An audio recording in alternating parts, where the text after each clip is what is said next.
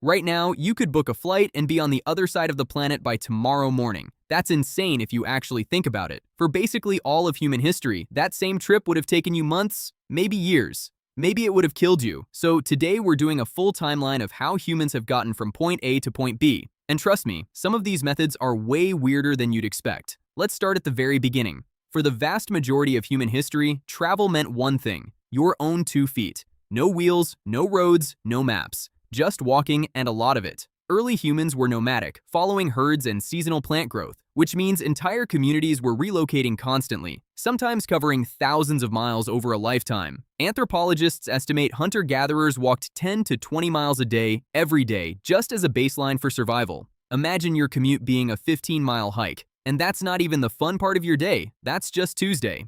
Eventually, humans figured out water could get you places faster than walking. And I mean the first boats in the loosest possible sense. Hollowed out logs, bundles of reeds, basically anything that floats and doesn't immediately kill you. Archaeological evidence suggests humans made risky sea crossings as far back as 60,000 years ago, which is how early humans reached Australia, an island that was never connected to the mainland. Somebody, tens of thousands of years ago, looked at open ocean with zero navigational tools and just said, let's go see what's over there.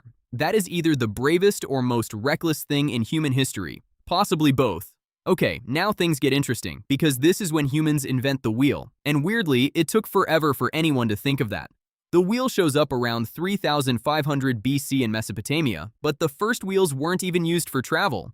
They were used for pottery. It took a few more centuries before someone thought, hey, what if we put this sideways under a cart? Once that clicked, wheeled carts and chariots exploded across the ancient world. Owning a chariot in the Bronze Age was basically the equivalent of owning a sports car today, except also useful for running over your enemies. Egyptian pharaohs were buried with their chariots because apparently the afterlife also required a solid commute. Meanwhile, domesticated horses became a total game changer, cutting overland travel time dramatically and letting empires maintain contact with territories that used to be weeks away. This era also gives us real sailing vessels, mainly from the Egyptians and later the Phoenicians, who became legendary sailors mapping and trading across the entire Mediterranean. Some historians even think they made it around the coast of Africa, centuries ahead of anyone else attempting that. Absolutely wild for the time period. By the Iron Age, travel infrastructure becomes an actual priority, not just a convenience. The obvious example, the Romans. Roman roads are one of the craziest infrastructure projects in ancient history. Over 250,000 miles of road, engineered with multiple layers of stone and gravel so they wouldn't wash out. Some portions are still visible today, over 2,000 years later. Meanwhile, you and I can't get a pothole fixed for 6 months. These roads weren't just for regular travel either. They were a military and communication tool. Roman messengers using a relay system of horses could cover up to 50 miles a day, basically the ancient version of overnight shipping. At the same time, the Silk Road forms, connecting China to the Middle East and eventually Europe. But traveling it wasn't some pleasant caravan stroll. It was brutal. Deserts, mountain passes, hostile territory, sometimes over a year one way. And people kept doing it anyway because the trade was worth more than the risk. Says a lot about how far humans will go for a good deal. Fast forward to the Middle Ages, and honestly, travel technology barely advances. In some ways, it gets worse after the fall of Rome, because nobody's maintaining those insane Roman roads anymore. Most people in medieval Europe rarely traveled more than a few miles from where they were born, their entire lives. If you did travel, you were probably a merchant, a soldier, a pilgrim, or extremely unlucky. Where it gets interesting is at sea. The compass becomes widely used in Europe, even though the Chinese had it centuries earlier. Combine that with better shipbuilding and long-distance sea travel finally becomes viable. Meanwhile, over in the Mongol Empire, Genghis Khan built a massive relay station network called the Yam system. Riders could reportedly cover 200 miles in a single day using fresh horses at each station. For context, that's driving to another city hours away, except on a horse, in the year 1250. Now we hit the era that rewrites what long-distance travel even means, the age of exploration. European sailors start building ships specifically designed for crossing entire oceans, not just hugging coastlines. Caravels, galleons, ships that could sail against the wind and carry months of supplies. We all know the names: Columbus, Magellan, Vasco da Gama. But what's actually insane is how long these voyages took and how little these guys knew about what they were doing. Magellan's expedition to circumnavigate the globe took nearly 3 years. Out of 5 ships and around 270 crew members that started, only 1 ship and about 18 men made it back. That's not a success rate. That's a horror story with a happy ending attached only because it technically worked. Scurvy alone killed more sailors than combat or shipwrecks, simply because nobody understood vitamin C deficiency yet. So while we remember this era for discovery and empire building, the actual experience of travel was less adventure movie, more extremely long, nauseating, potentially fatal gamble. And these weren't small crews either. Hundreds of men, packed onto wooden ships for months, with no reliable way to know exactly where they were most of the time. Right around this same stretch of history, on land, most regular people were still getting around by stagecoach, which honestly doesn't get talked about enough. Stagecoaches were rough, cramped, and painfully slow by our standards, often averaging somewhere around 5 miles an hour on bad roads.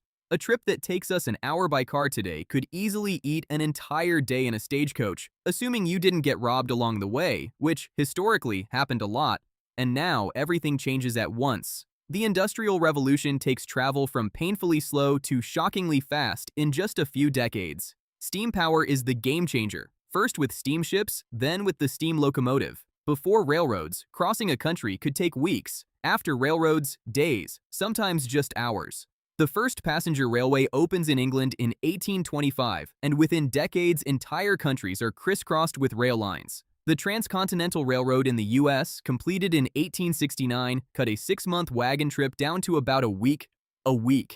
That's the difference railroads made, and it fundamentally changed how humans thought about distance itself.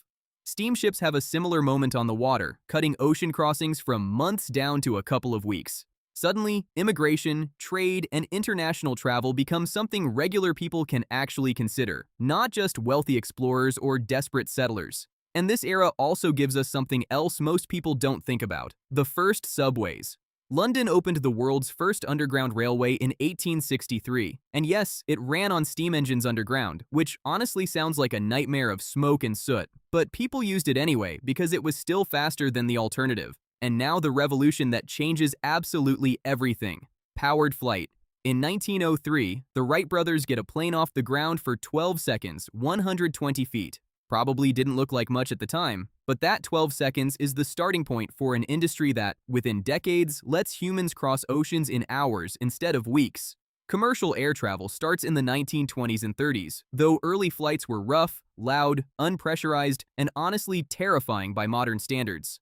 By the mid-20th century, jet engines make flying faster, smoother, and accessible to way more people. A trip that took Magellan 3 years and killed almost his entire crew can now be done in about 24 hours, with snacks, and a movie, and Wi-Fi if you're lucky. We didn't stop at planes either. Cars, highways, high-speed rail in Japan, and parts of Europe hitting over 200 miles per hour. Japan's bullet trains, specifically, have been running since 1964, with basically zero fatal accidents caused by the trains themselves, which is a genuinely wild safety record for something moving that fast for that many decades. And now humans are routinely leaving the planet entirely, with commercial space travel becoming an actual functioning industry, instead of pure science fiction. So when you lay it all out like this, it's kind of wild.